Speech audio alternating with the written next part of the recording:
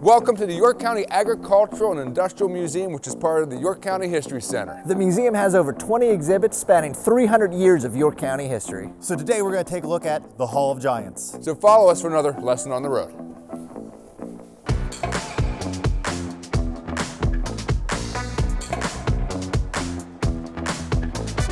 The York Manufacturing Company was founded in 1874 by 6 investors, originally to manufacture washing machines and water wheels. Soon after the company's creation, they began experimenting with manufactured ice and refrigeration. Harvesting ice from a river was relatively inexpensive and the ice was plentiful, so going was tough in the early days of the manufacturing company. That wasn't until 1890 when there was an unusually warm winter, which greatly increased the demand for manufactured ice. This was a demand that the York Manufacturing Company was eager to meet.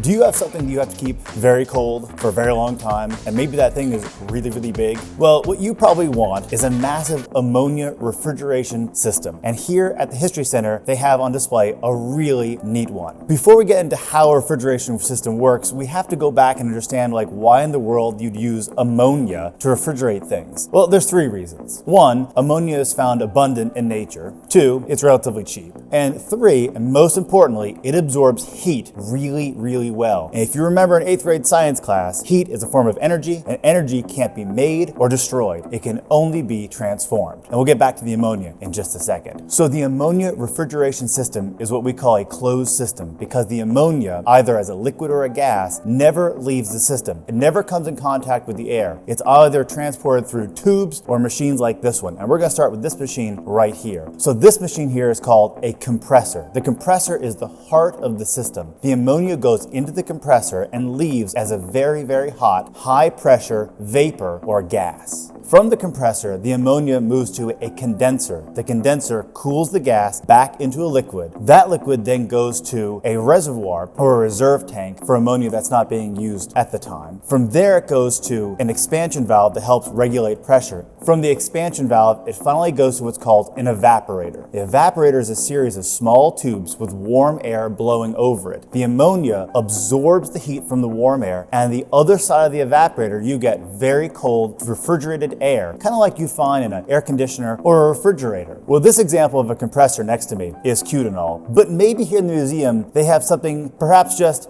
a little bit bigger. Well, that's better.